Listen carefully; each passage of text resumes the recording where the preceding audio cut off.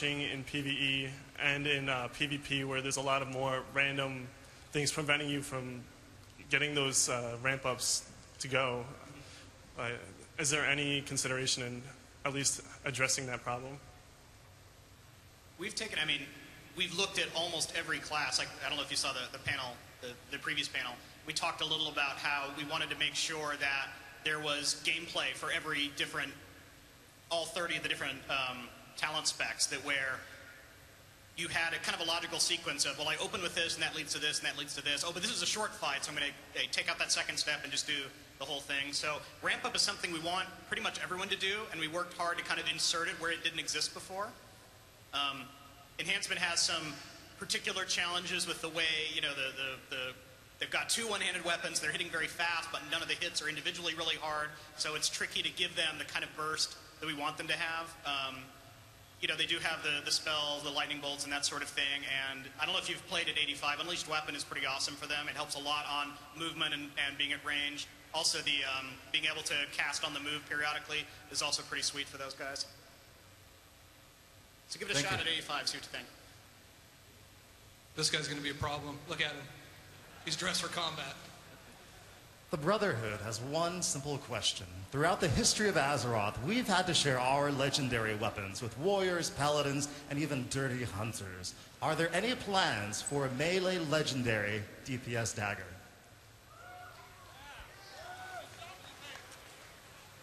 I can't say that we have a specific weapon that we're working on right now. We'll definitely keep that in mind. One of the things that we think about when we create a legendary is we do want it to get used by a variety of different classes, because we don't make legendaries very often. And if we're not going to make them very often, we want them to be usable by a lot of people when we do. So it's a little bit dicey to make a dagger, since it's kind of narrow in terms of how many classes can use it. We decided on a staff yesterday, by the way. Just letting you know. Sweet.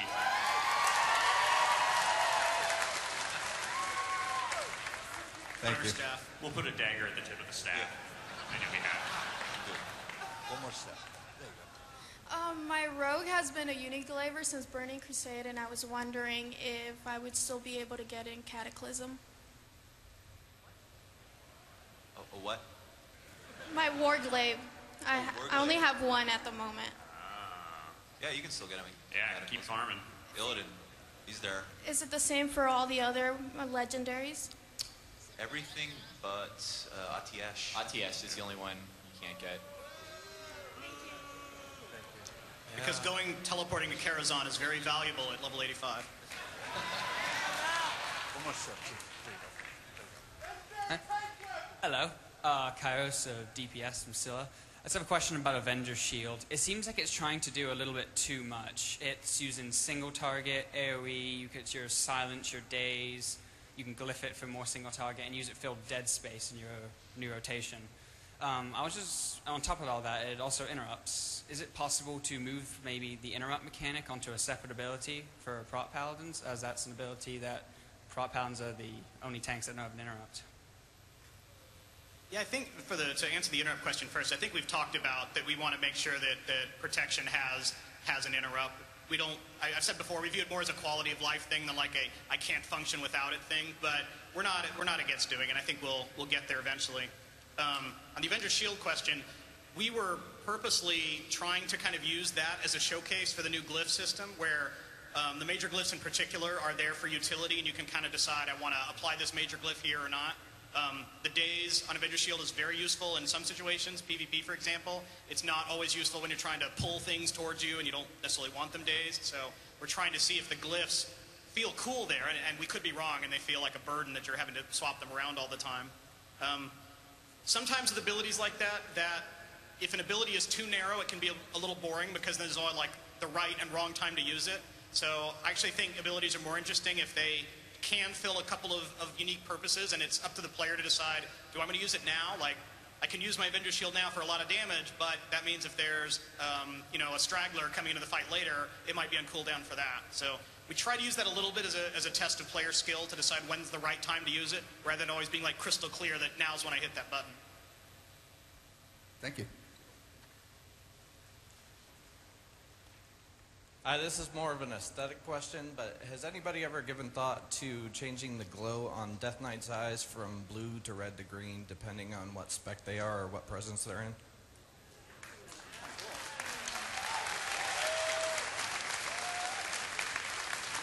Alex probably has something to say about that because the eye glow color has different connotations.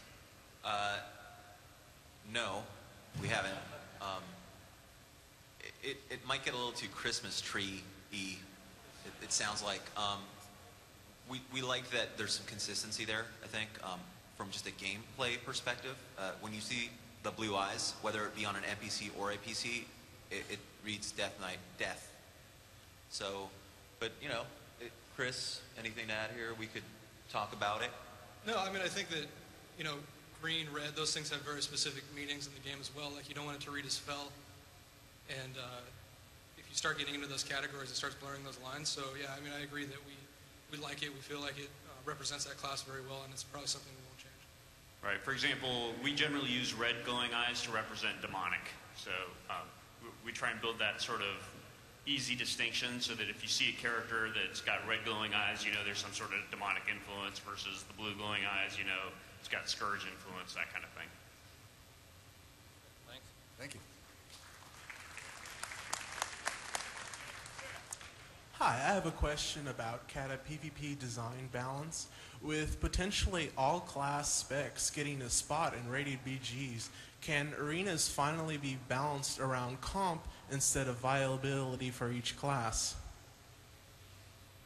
I think that for the most part, our approach to balancing arenas will still stay somewhat similar. I mean, I think it's going to take a little bit of pressure off, pressure off of individual, you know, class spec balance issues, but really not that much. And we want arenas to stay viable and be well balanced. So I know that we're still going to look at that. Just because battlegrounds are likely to be a little bit more of a more easily balanceable environment doesn't mean we want to forget about the problem. One thing I can add to that, it's kind of a scary change. We're going to see how it goes. But Mortal Strike, the presence or absence of that has always been tricky for arena comp balance. So we recently, for beta, took Mortal Strike all the way down to a 10% healing debuff, which is going to be, that's going to have ramifications. We're not entirely sure of them. It's going to be good for some guys and bad for others. So we'll see how that goes. Thank you.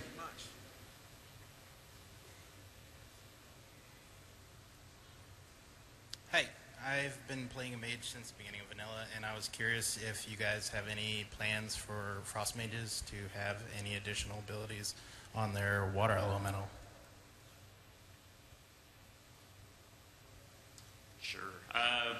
Can't say we've got plans for it right now. It's always a possibility for future expansion.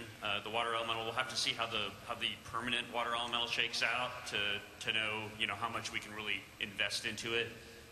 At least in the past, because the pet wasn't out all the time, it didn't make sense to stack it up with a whole bunch of abilities that you might not even have the opportunity to use. So depending on how survivable they end up being or how frequently you end up keeping them up could affect that decision. But that's probably going to be something that we consider in a future expansion or something like that. Thank you.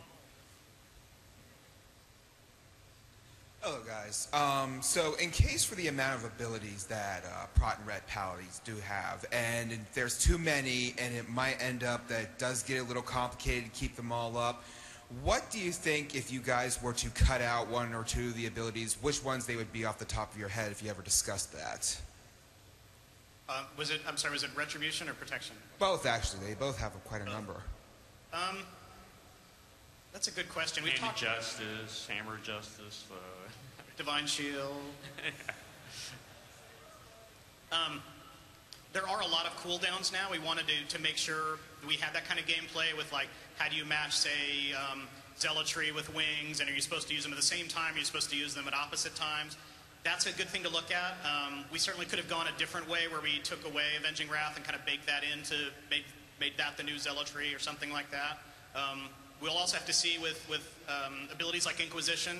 We like having the big, like, now I do higher damage kind of ramp up thing. We've done it a lot with rogues and druids. If that ends up feeling too maintenance-y and kind of a pain in the ass, then that's certainly something to look at too. Thank you.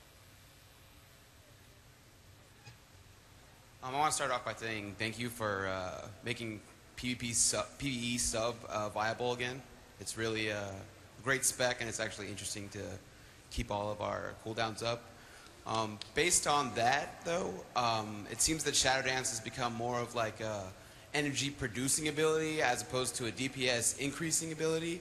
I was wondering if that was the intent, or if that's just how it happens to be at 80. I'm sorry, I heard subtlety, but what was the individual ability you mentioned? Shadow Dance? Oh, Shadow Dance, yeah. So, of course, the challenge with subtlety is we want that to be the rogue spec that's based around being sneaky and kind of, attacking someone out of the shadows. And too much of that kind of gets into the rogue problems we're trying to fix, where they either pull it off and the enemy's dead, which is awesome if you're a rogue, or you screw it up and you're dead, which is not so awesome if you're the rogue. So all of those kind of like the movement, the sneakiness are supremely difficult to balance, which is why we always run into so many problems with subtlety. We'll see how Shadow Dance plays out a little more in... We haven't done a ton of high-end level 85 PvP in beta, so that's a great thing to keep an eye on. I wouldn't say that we went out of our way to change the function of the ability. It's more of like trying to make sure that it's not such a binary thing that either works or it doesn't. Thank you. Hi. I was just wondering, with the moose mount, during the Olympics, Stephen Colbert gave it the Colbert bump, and I was just wondering, do you hate Canada for not introducing the mount, or was it, do you do not fear Stephen Colbert? Obviously, we hate Canada.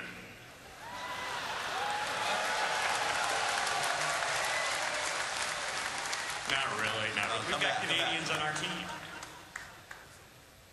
I think we discussed the moose mount yesterday as well, and the consensus was that we wanted one, but you can't always get what you want. I know. Were you guys talking about moose mounts? Yeah. Yeah, we were saying like the moose mount, the special ability would be that it would stand in the middle of the road, and then the goblin car would come and run it over. And then it would fall, and that's about it. I'm thinking Sparkle Moose myself. With wings.